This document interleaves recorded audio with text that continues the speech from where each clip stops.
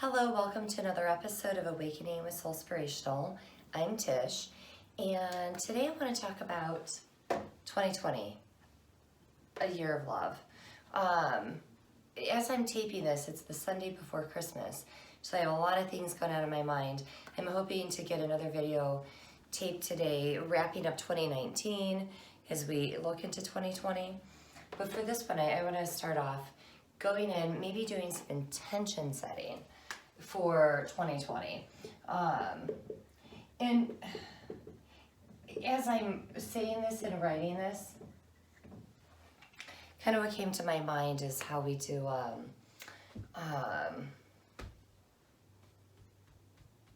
New Year's resolutions. I knew I'd get it. So New Year's resolutions, what are we going to resolve to do in the new year? And most of us, but if we do some intention setting beforehand, it may be easier to attain those resolutions. But I stopped doing resolutions a long time ago because it just felt like another should on my shoulders, another weight that I was carrying around and then letting myself down when I didn't achieve whatever that goal was. But intention setting, we can start preparing ourselves for what's ahead, whether that's, tomorrow, tonight, when we wake up in the morning, set the intention for the day, but we can also do that, in this case, for the year ahead.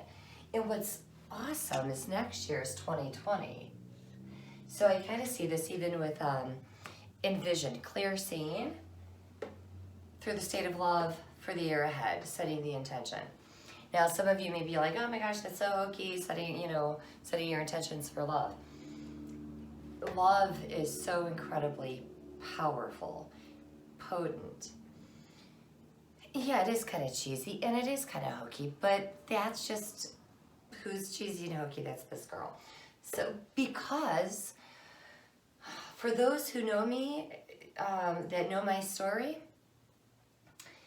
I could easily still be wrapped up in the yuck of the opposite. I have chosen, and it hasn't been easy, to take the path of love. I'm not always successful at that, but I try to get back to the state of love. And one thing that does run through when I think about when I was younger, I used to write poetry in my youth as a way to work through things that I was going through. And even though the vast majority of the poem may be very dark, heavy, by the time I get to the end, almost always it ended with a positive note. I think my dad was the one who taught me to always look for the silver lining of things, because not everything is always so bad. Some things are just tragic. But if we can look for the silver lining in things, if we can look for, maybe the lessons that were supposed to be learned within a particular situation, I think that helps to get us back to a state of love. So going into the new year, we can set the intention. You know what? 2020 is going to be a year of better clarity, and I'm going to do so through the state of love. So I'm going to continue into the next year still setting my intention as often as I can to be in the state of love, to share love, to open up to the love that is within me. So, and we can think of things of, how can I love myself more? And you know what? It may even be at all. And what I mean by that is so many of us it's so easy to give love to other people. But when it comes to self, it's like, ooh, I was never taught that. I don't know what that means. And I'm one of those people, and I've seen it quite a bit. So I know that somebody out there who's watching this video probably knows what I'm talking about here. And then for some of us, it may be that, I have a hard time opening up to love, period. Whether it's for others, let alone for myself. I'm an introvert, so I prefer to be a homebody, to stay within self, so to speak. But I also find it, I'm one of those weird people, and those who watch, I know you already know that. So if I'm at a party, I tend to be, unless I'm hosting it, I tend to be very quiet. I'm like the wallpaper kind of thing. So I can see where some people would maybe see me across the room and think, wow, she's really unapproachable. Because that's kind of the energy when I'm in a social gathering. Just because of my own energy and just different things that have kind of brought me there. So I kind of go into this safe space within myself. But whenever somebody does walk up and say hi, I just love being with others. I love seeing their energy. I love seeing the light in their eyes, their smiles. Even just, a lot of us do, people watching. So if you're at a party or at the mall or whatever, and just watching how people are interacting, whatever that may be. But it's especially wonderful when you see acts of kindness, which are acts of love. When you see two people, holding hands, or an elderly couple holding hands, anybody holding hands, when you see the exchange of love. And so one of the things as we're setting the clear intention of love for the new year is to try and watch for those things throughout the year. Maybe just by telling ourselves, I'm going to look for acts of love throughout my day. I'm going to look for acts of love, wherever I may go. And remind yourself, because, life happens, life gets in the way, then it's like, oh, you know what, I want to get back to the state of love and start looking for acts of love that are around me. Beautiful things that generate a sense of love within me. I'm going to set a clear intention for love. Okay. We all have the capacity to love, in my humble opinion. We were given this beautiful capacity to love. And this is going to kind of sound weird, and just bear with me here. But when my daughter was born, oh my gosh, I could not believe. It was like my entire heart was filled with just her. Like it was almost no room for anybody else because she just took up all that heart space. And then when I got pregnant with my son, I thought,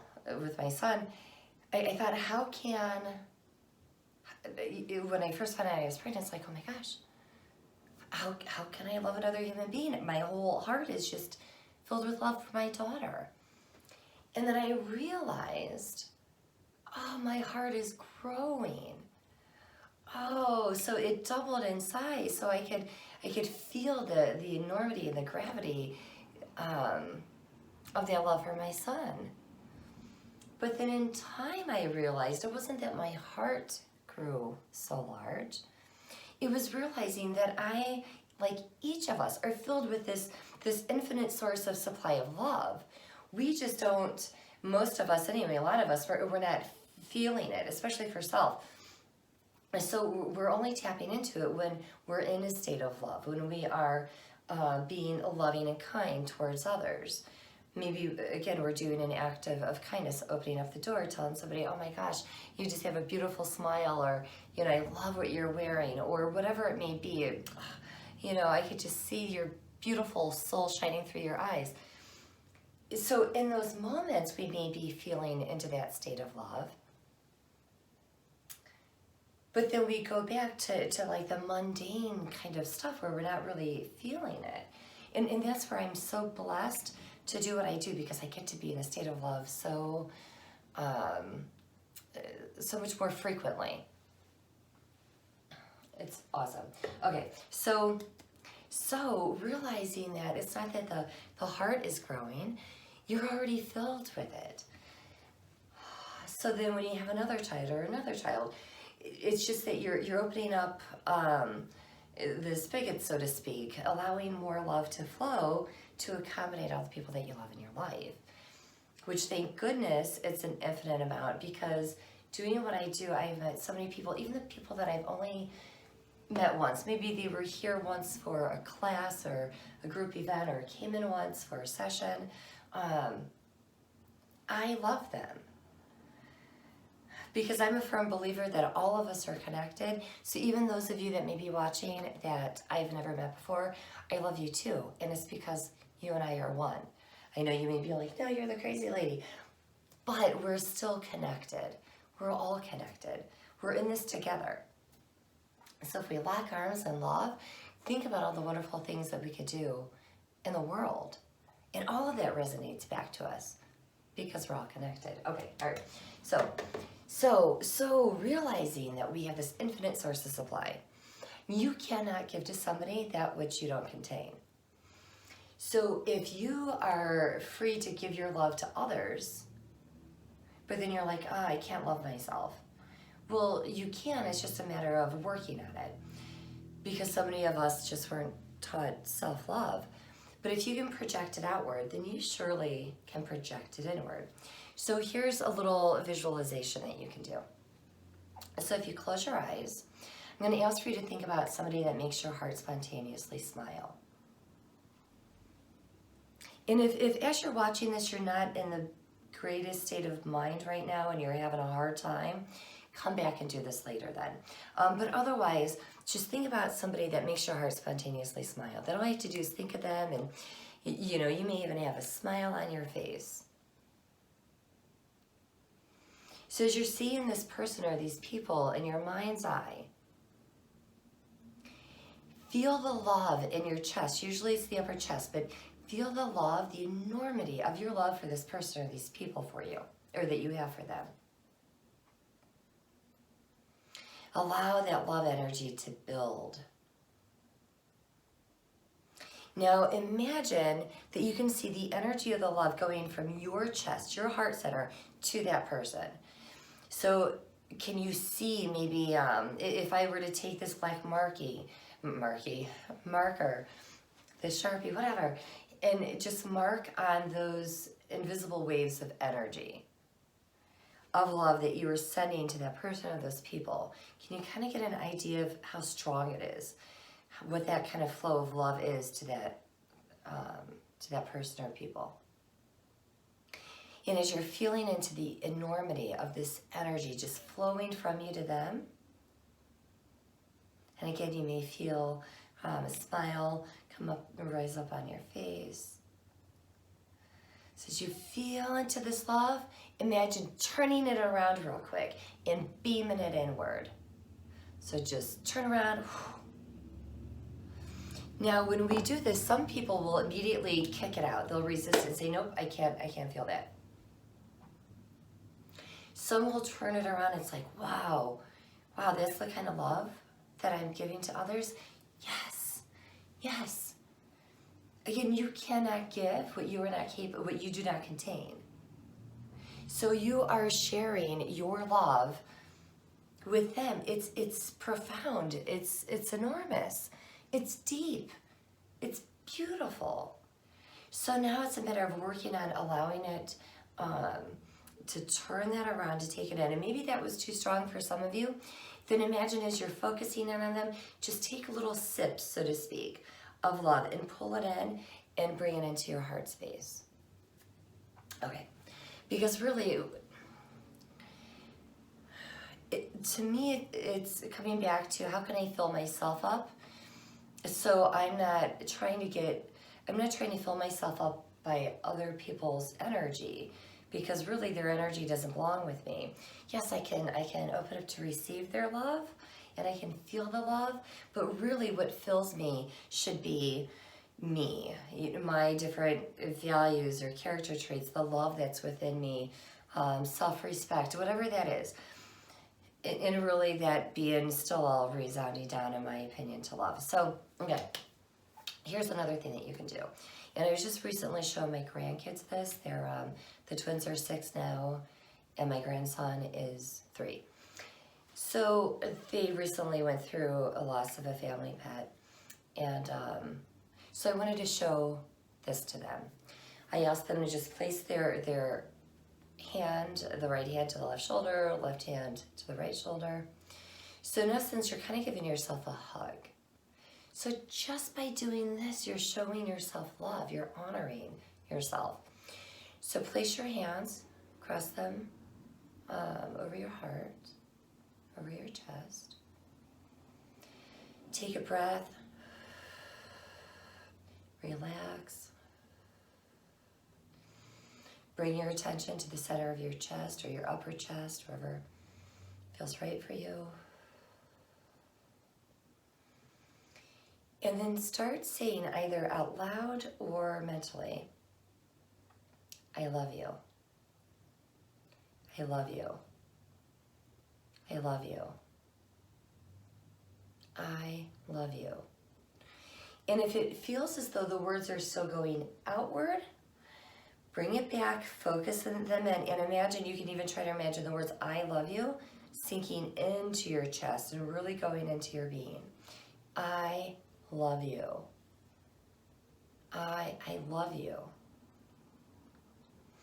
Tell yourself over and over. You may get to a point, because I know that I did, where I felt like I was trying to convince myself, and I pushed through it. I just kept saying it, and I told myself, I'm not convincing myself of this. I do love me, because I can recognize these different traits or qualities about myself that I do love.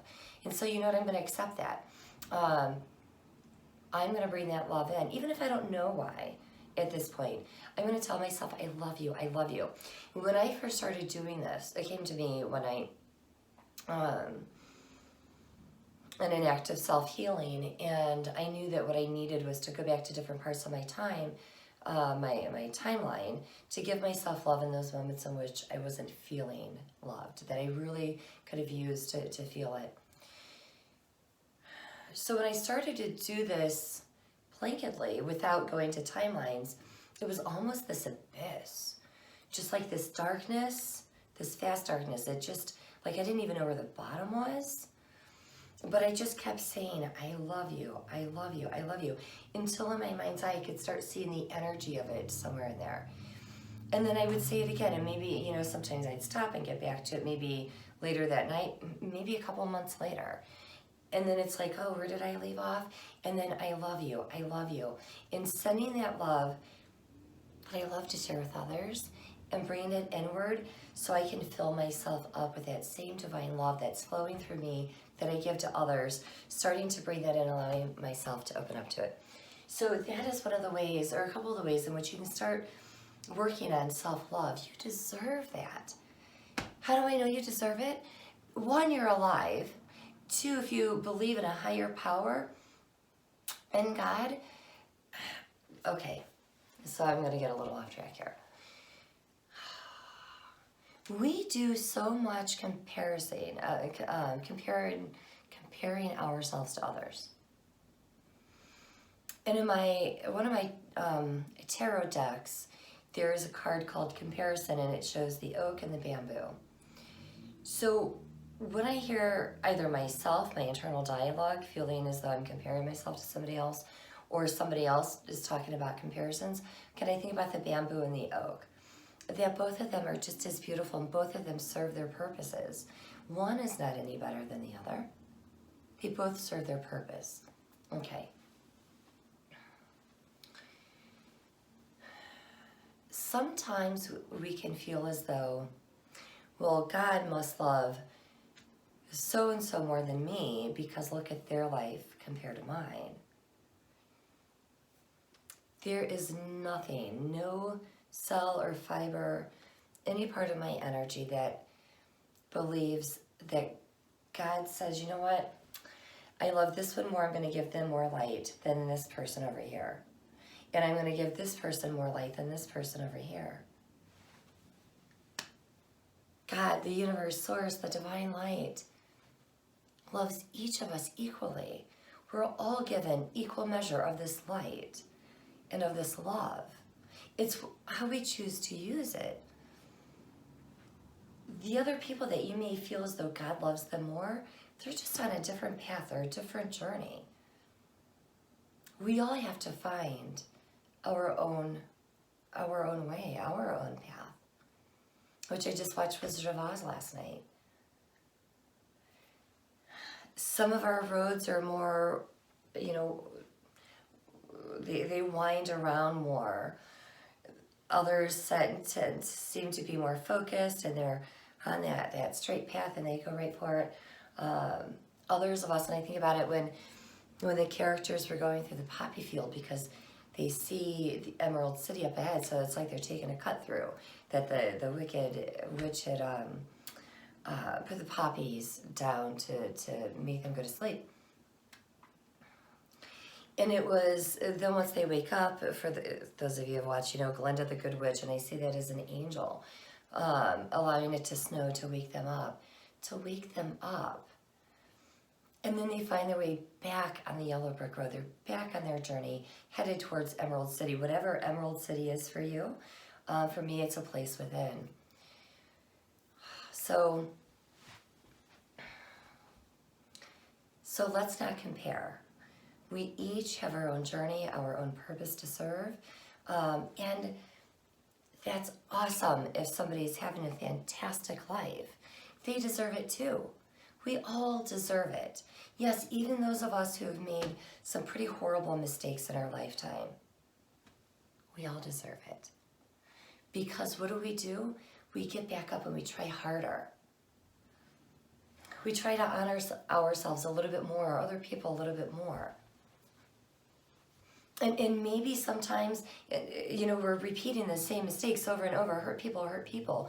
And it's until we have that awakening before maybe we start changing things around from going to, I'm just staying in this place of anger and fear. Because that's what I've known, even though we're not consciously thinking this. Like, this is where I'm comfortable. Oh my gosh, being in a state of love, it is so difficult to call somebody a name when you're in a state of love. Try this sometime. Get yourself in a state of love. Think about that person or something that just brings love to your heart, to your soul. And when you're in the state of mind, so do this when you plan on watching TV, and see if what you watch shifts based on feeling into a state of love. So if I'm in the state of love and I turn it over to a reality show where people are bickering and fighting, I change everything just within me resists it. Because it's not operating on the same frequency.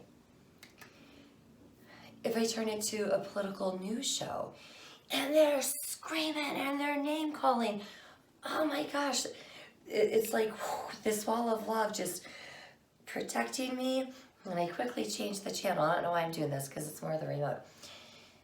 Or if they have people on there that are arguing back and forth or different views, I am all about a really good debate.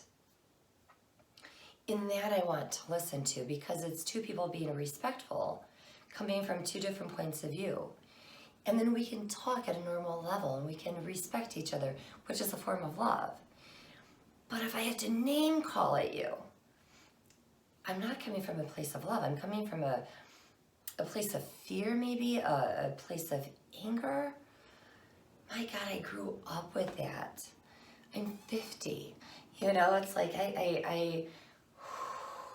unless there's a reason for me to be there, maybe I'm mediating, maybe there's something going on. Otherwise, I'm removing myself from it.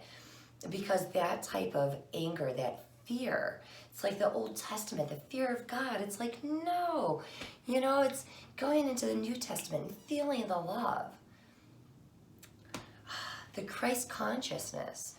So when we're in a state of love, we're more accepting and not tolerant.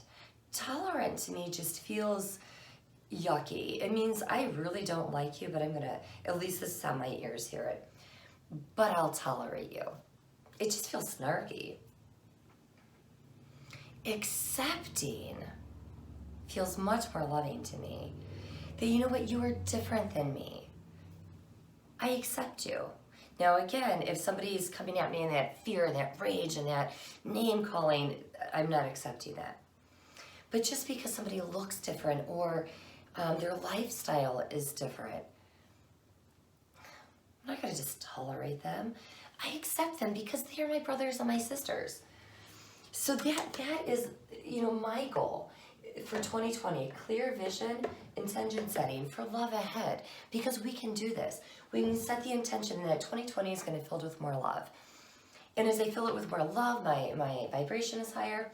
And you may notice this up here, the I love you. I didn't write this. This was a group member a week or two ago. love him. A young man, I call him a group member because he's part of our, well, actually he's not part of our meetup group. Anyway, he knows who he is. We know who he is. He just has this enormous amount of love to give.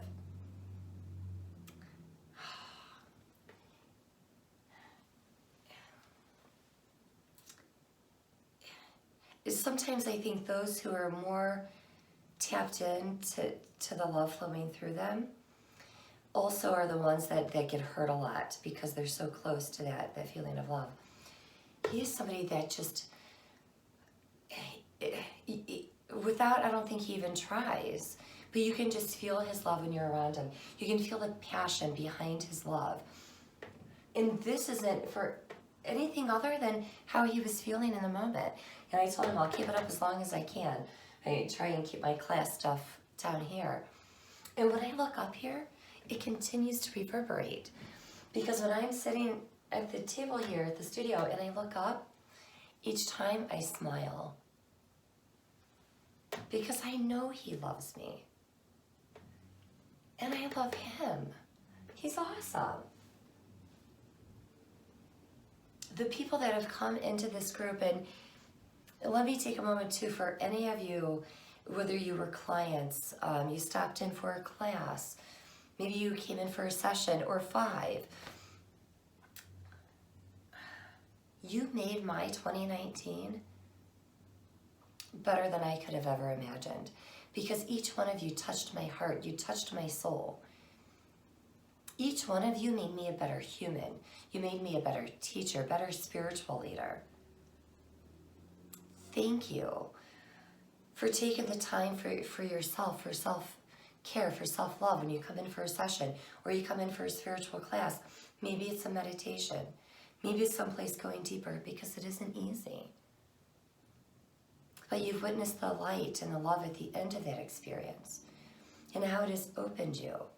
And I am always in awe, watching, especially with the group members coming in throughout the year, watching you grow and evolve. You inspire me. And the clients who come in pain or in confusion, not clearly seeing things, and you took the time to come in, you're seeking actively. And I commend you. You inspire me, all of you. So for the love that I have just felt that has passed through me this year, through my soul, I thank you. And I look forward to this year ahead based on love. And I hope that those of you who come in can feel my love to you as well. Because it isn't just him, it's all of you. You humble me. Okay, and if this isn't what you want to do, as I am winding down here, find what it is you want to look for 2020, set your intention and just go for it. Thank you for watching this and any episodes you've watched throughout the year. I appreciate you. So until next time, thank you. Be well and namaste.